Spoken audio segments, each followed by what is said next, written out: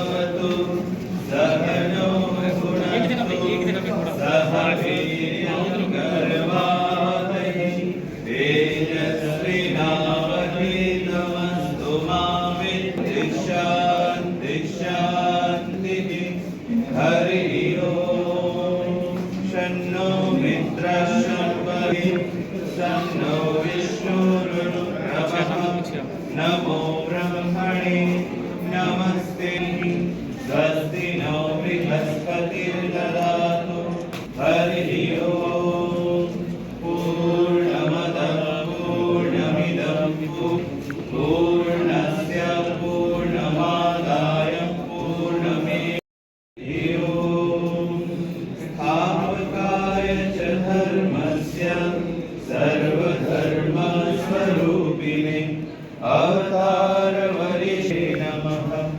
जननीं शारदां देवीं रामवेदयो श्रुत्वा प्रणमामि मुहुर्मुहुः नमः श्रीयतिराजाय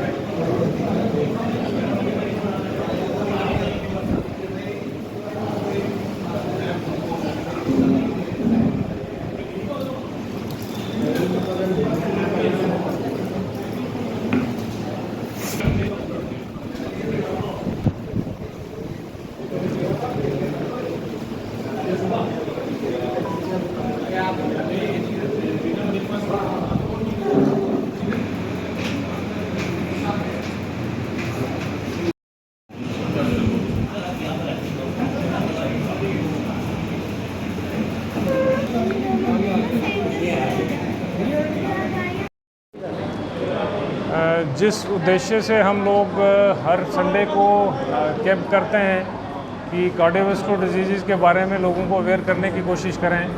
आज स्वामी जी के आश्रम में हैं, स्वामी रामकृष्ण जी के आश्रम में हैं और अच्छा लग रहा है कि संत महात्मा लोगों का आशीर्वाद भी तो मिला है और इसके साथ साथ एक प्रयास हमारा भी रहता था कि लोगों को हार्ट की बीमारियों के बारे में अवेयर करने की कोशिश करें, कार्डियोवैस्कुलर डिजीज़ के बारे में अवेयर करने की कोशिश करें। जो स्क्रीनिंग हम लोग कर सकते हैं उसमें ब्लड शुगर का लेवल देखते हैं, ईसीजी देखते हैं, क्लिनिकल सिम्टम्स की वैल्यूएशन करते हैं। तो अगर लगता है कि सिम्टम्स हैं हार्ट के, जैसे चलने में सांस फूलना, छाती में दर्द होना, जकड़न होना, ये सारे सिम्टम्स होते हैं, थकान होना, ये हार्ट के सिम्टम्स होते हैं। तो इनको लाइटली नहीं रहना चाहिए, इनको एवेल्यूएट करने की कोशिश करनी चाहिए। किसी ना किसी फोकस को हम लेके हर संडे को चलते हैं।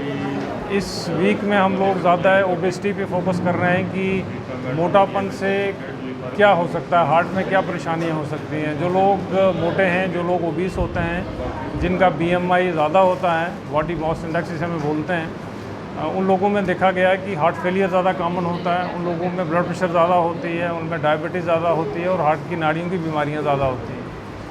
तो हम लोगों को प्रयास करना चाहिए कि एटलीस्ट जो लिंक हैं ओबेसिटी के, उनको देखने की कोशिश करनी चाहिए। ओबेसिटी में दो चीज़ें बड़ी इंपॉर्टेंट हैं। एक तो अगर लगता है कि किसी की बॉडी में जो सेल्स हैं, जो मोटेपन के जो सेल्स होते हैं, वो जो भी उनका लेवल है, जो भी उनका नंबर है, वो तो चेंज नहीं होता, पर सेल का साइज़ बड़ा होना और या छोटा होना वो श्रिंक होता है। उसके लिए दो ही प्रयास हैं, एक एक्सरसाइज और एक डाइट।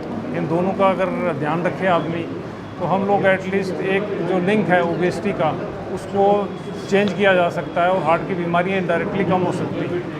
फोकस हमारा ये रहता है कि जितने भी बाकी रिस्क फैक्टर्स हैं, चाहे वो ब्लड प्रेशर है, डायबिटीज़ है, स्मोकिंग है, फिज़िकली इनएक्टिव होना है, अनहेल्दी डाइट है, स्ट्रेस के लेवल को कम करें। तो यही फोकस प्रयास कम्युनिटी का उसमें पहुंचाने की कोशिश हम लोग करते हैं और उसी के सिलसिले में आज हम लोग यहाँ पे हैं। मेरा एक बार फिर आभार स्वामी जी का और इस आश्रम का कि हमें मौका दिया गया ये आने का, लोगों के साथ बातचीत करने का और सर्व करने का। एक सवाल है, कंजेंटल हार्ट डिजीज़ जिनको हम कहते हैं कि वो बीमारियां बचपन से ही शुरू हो जाती हैं। जब बच्चा पैदा होता है तो कंजेंटल हार्ट डिजीज़ होती हैं। जब आप बोलते हैं कि क्लबिंग हो गई है, साइनोसिस हो गया है, तब ये लगता है कि काफ़ी लेट सी बीमारी हो गई है, उसका बचपन में नहीं देखा गया है, बचपन में स्क्रीनिंग नहीं किया गया है। तो इसका तरीका यही है कि जब बच्चा पैदा होता है तब हमारे पीडियाट्रिशियन देखते भी हैं और अगर लगता है कि उनको कि हार्ट में कोई मरमर दिख रही है तो एक कार्डियोलॉजिस्ट का ओपिनियन लेते हैं और साथ में जो इको होता है वो हम लोग करते हैं। पर ये जो कंजेंटल हार्ट डिजीज़ एक स्पेक्ट्रम नहीं है, ह्यूज सा स्पेक्ट्रम है। कुछ ऐसी कंजेंटल हार्ट डिजीज़ हैं जो सारी उम्र चलती है, जैसे ASD है, VSD है, PDA है, ये चीज़ें चलती हैं थोड़ी देर, फिर इसका इवैल्यूएशन होता है। पर जिनमें ये क्लबिंग आप कहते हैं कि जल्दी होना शुरू हो जाती है, साइनोसिस जल्दी होना शुरू हो जाता है, तो वहाँ इमीडिएटली अटेंशन की ज़रूरत होती है और कई बार डिजीज़ भी काफ़ी एडवांस हो जाती है कि वो देखना मुश्किल हो जाता है।